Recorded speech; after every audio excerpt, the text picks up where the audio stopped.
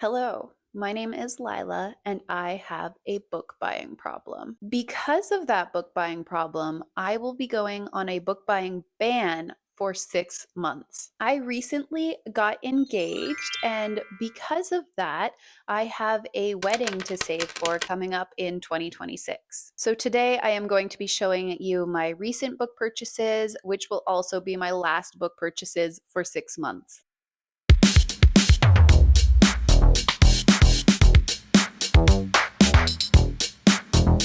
So the first book is Hellbent by Lee Bardugo, and I read Ninth House in October, and I was pleasantly surprised by it. In Ninth House, we follow Alex, who is a freshman at Yale who has joined a secret society. That secret society monitors Yale's occult organizations. Over the course of the book, Alex investigates the disappearance of her mentor, as well as a mysterious murder that happened on campus. Ninth House was spooky and mysterious and suspenseful, and I'm really excited to continue on in the series with Hellbent. I also recently purchased the Amalfi Curse, which was actually a recommendation from a subscriber, so thank you so much, David, for the recommendation. From what I gather about this is about a sea witch as well as an archaeologist who is searching for her father's lost treasure. This has elements of mystery and romance and magic. I'm really looking forward to reading this one because I actually haven't heard a lot about it on Book Talk and BookTube, so I think that it might be an underhyped gem, so I'm really looking forward to this one. Next, we have The Dark Mirror, and I have become absolutely obsessed with this series recently.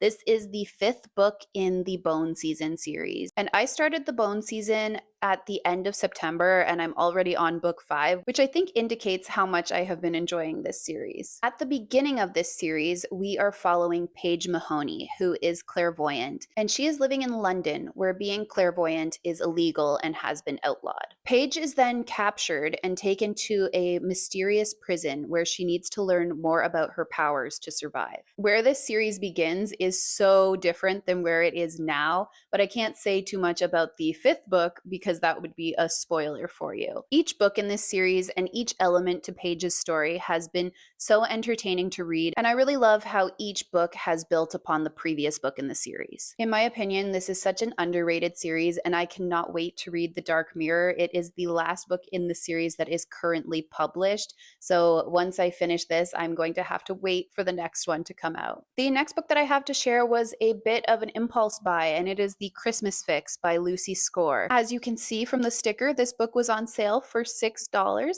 and I also had a coupon, so it was even less expensive than that. But I thought that this would be fun for a little seasonal reading. This is an enemies to lovers Christmas romance with a single dad and a reality TV star. The next book that I purchased is The Dragon Republic, and this is the sequel to The Poppy War. And in all honesty, I don't actually know a ton about the premise of The Poppy War. All I know is that I have heard people say it is both amazing and emotionally devastating. As you can probably tell from me not knowing very much about the plot of The Poppy War, I have yet to read it. And the reason that I picked up the sequel to it is because I made a purchase on the book outlet. And I tend to buy entire series on the book outlet because they are discounted. And that is honestly a habit that I need to break. But I did pick this one up because The Poppy War is going to be a priority read in 2026 for me. So, keeping with the theme of buying sequels that I have not yet read the first book in the trilogy for, I have Fury Song and Flamefall, which are sequels to Fireborn. I have confidence that I am going to love this trilogy because a YouTuber who I have very similar taste to, Cassidy, recommended my favorite series of the year, The Bone Season, and that's why I started reading that series, and she also loves this series. So I am confident that I am going to enjoy it. I also recently purchased Real by Kennedy Ryan, and I have never read a Kennedy Ryan book before, but my mom recently shared an interview with me where Kennedy Ryan talked about her writing process, and both my mom and I were really interested in reading books from her. So I saw this at HomeSense, and it was literally $3. So I felt like it was a sign to pick it up because it was so heavily discounted. From what I gather from the synopsis on the back of the book, this follows a Broadway actress who is given a chance in Hollywood and also involves a bit of a forbidden romance. I'm really excited to read a book by Kennedy Ryan because I have heard that she is a very unique romance author and a very realistic romance author, and that she is an incredible writer. Next is Girl Dinner by Olivia Blake, and this was featured in my 10 Before the End video, so I'm really looking forward to picking this up. This involves a highly exclusive sorority and cannibalism.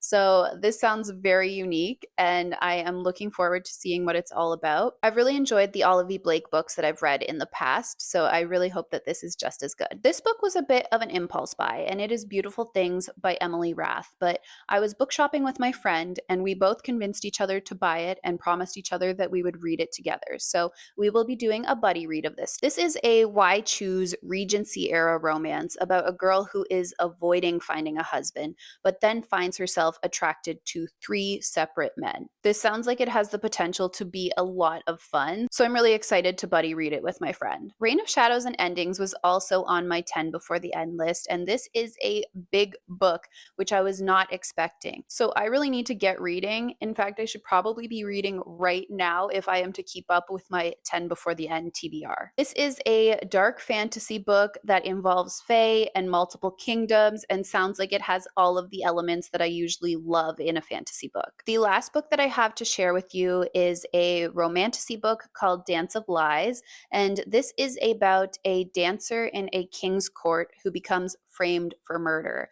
And the king offers her a special deal to become his spy, and he will free her. I am apparently not the only one who thought that this book sounded interesting, because it is my girl Jess's staff pick. This honestly sounds like it has the potential to be a ton of fun, and I'm really looking forward to reading this. Thank you so much for taking the time to watch this video and for watching my last book haul for the next 6 months. Please wish me luck with my book buying ban, and I will see you again in another video soon.